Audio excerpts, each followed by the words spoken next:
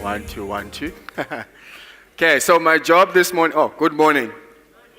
My job this morning is to ask you again to give the last speaker a warm round of applause so I can go home.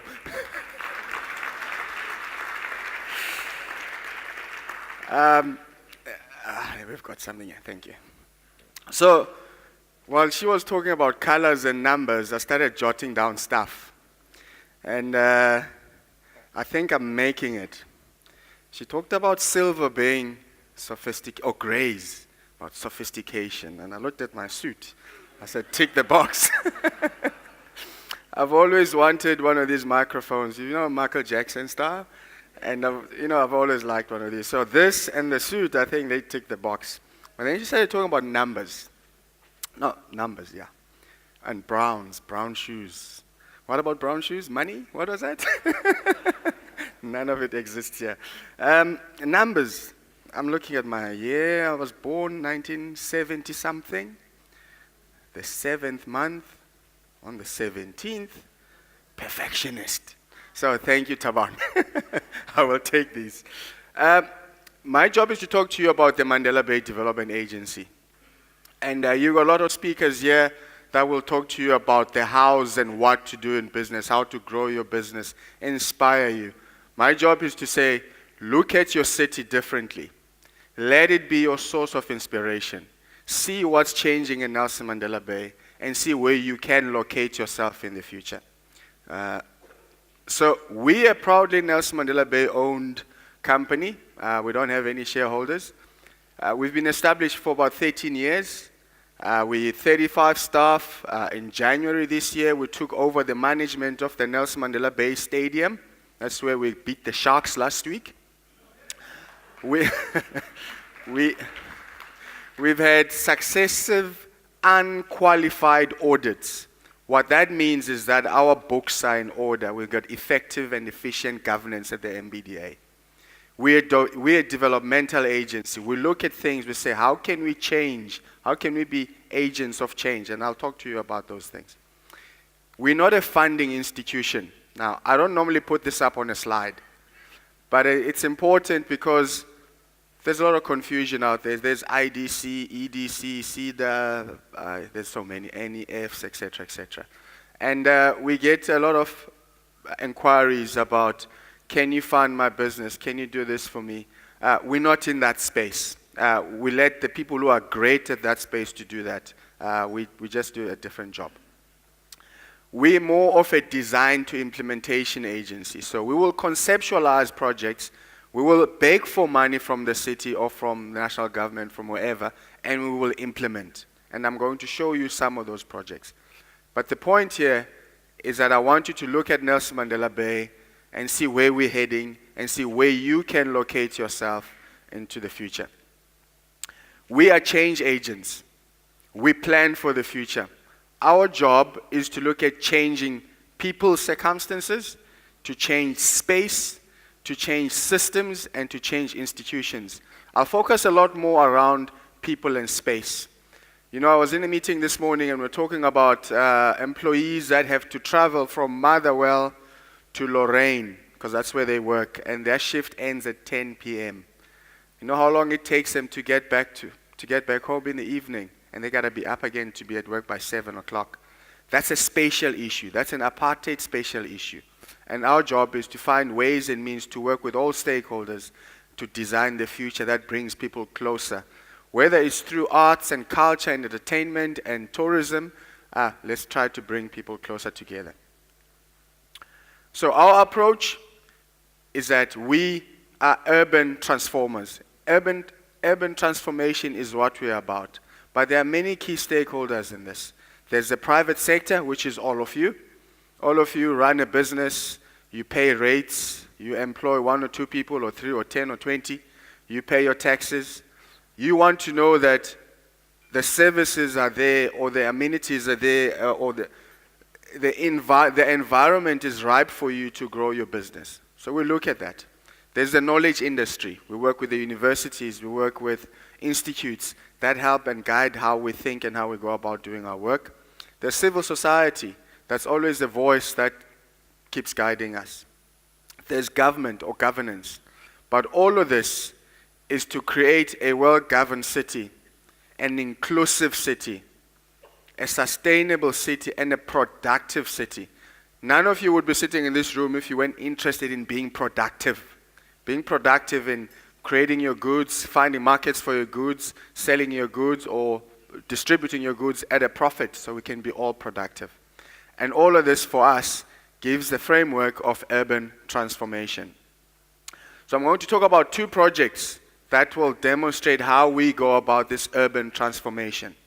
A lot of it is very technical, so I won't go into it, but we work on master plans, we do feasibility studies, we look and see what the land is like. If I take this project, the Barkens Valley, I thought there's a pointer, there isn't. Okay, whoa, let's go back.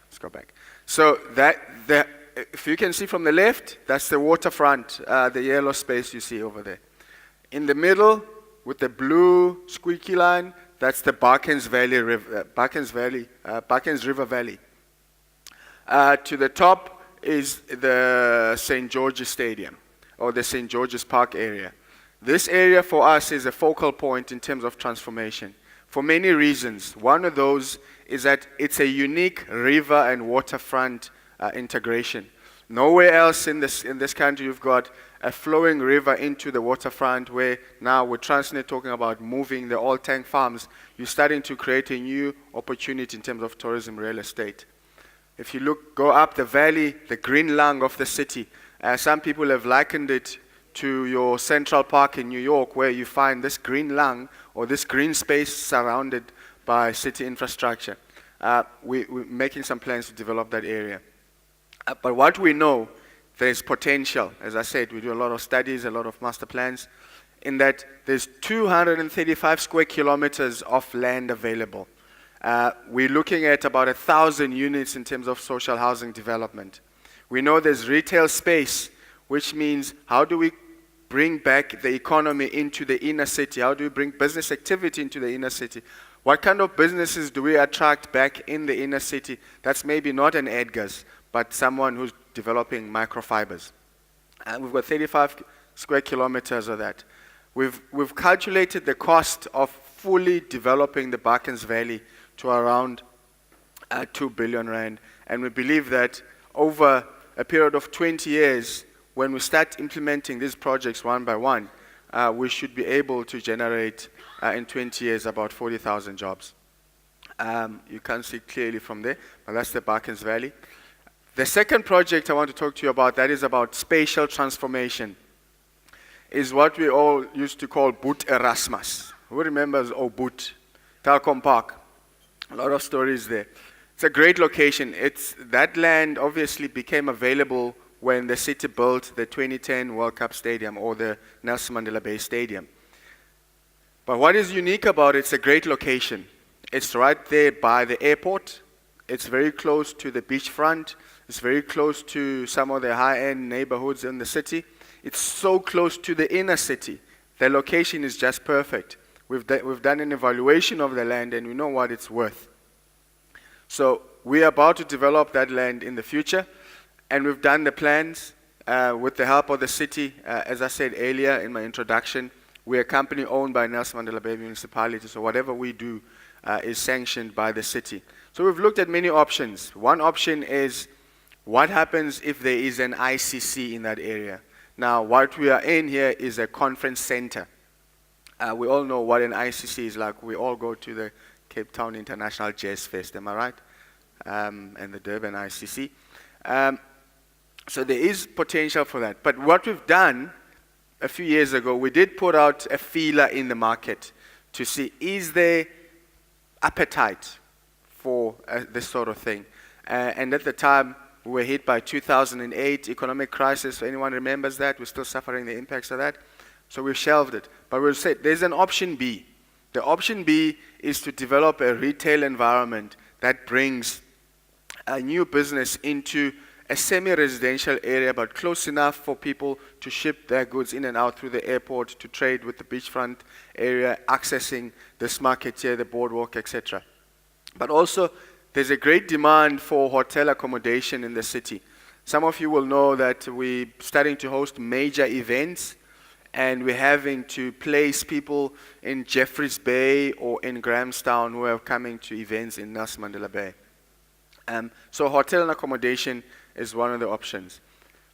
The unfortunate thing about the land at Telkom Park is the middle bit, which is green, is quite sensitive in terms of development. So you can't do heavy structural work.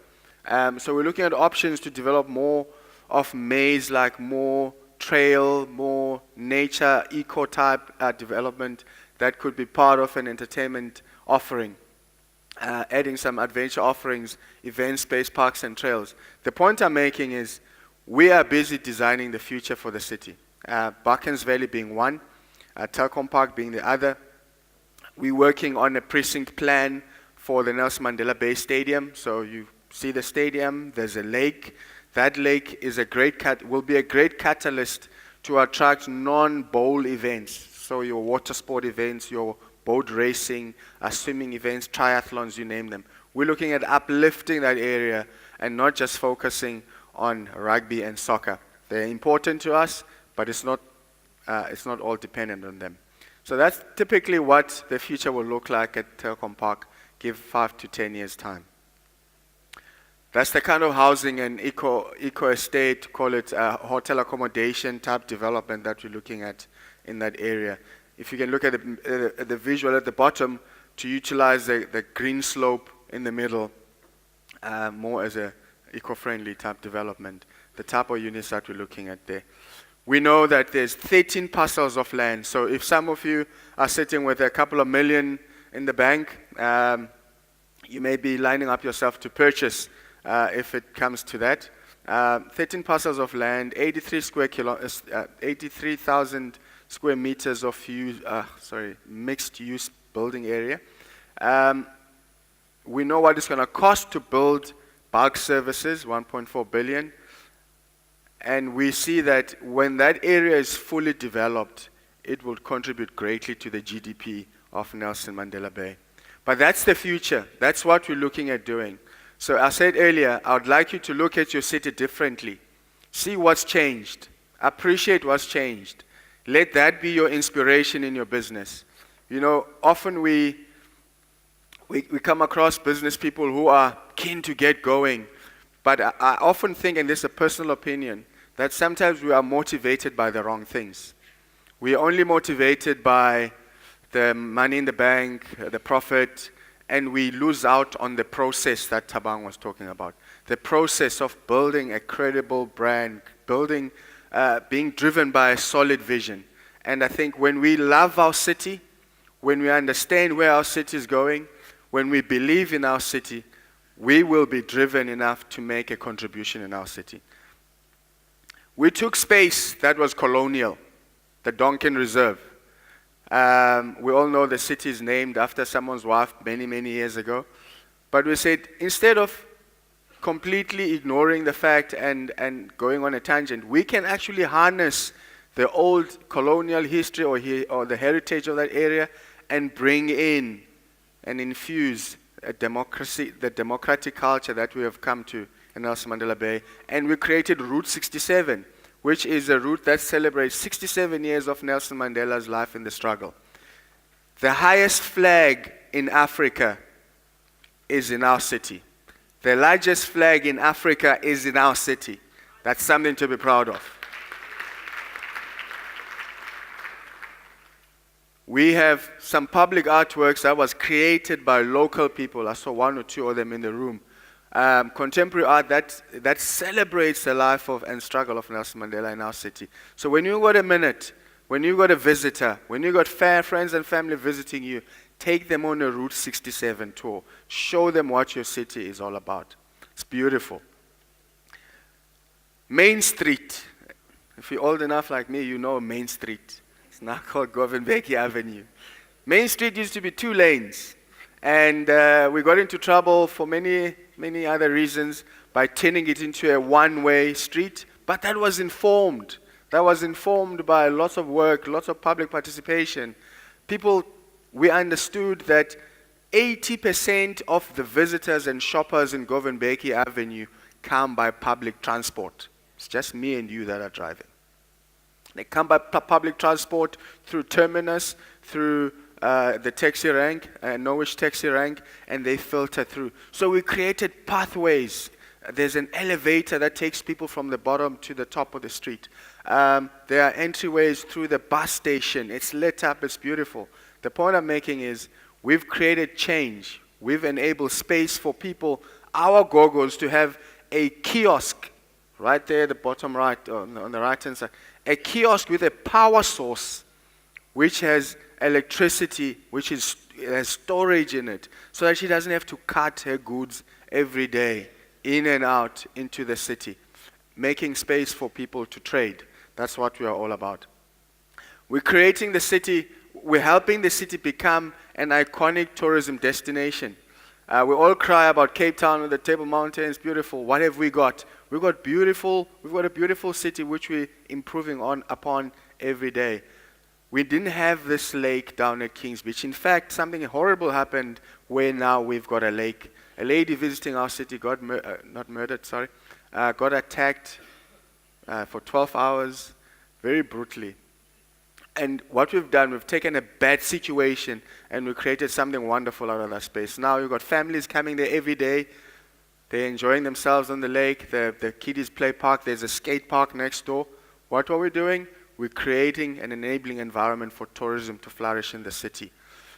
I actually only realized this image today when I was putting it on my slides, that path in Kings Beach leads all the way to the Donkin, if you see the Donkin right at the top there.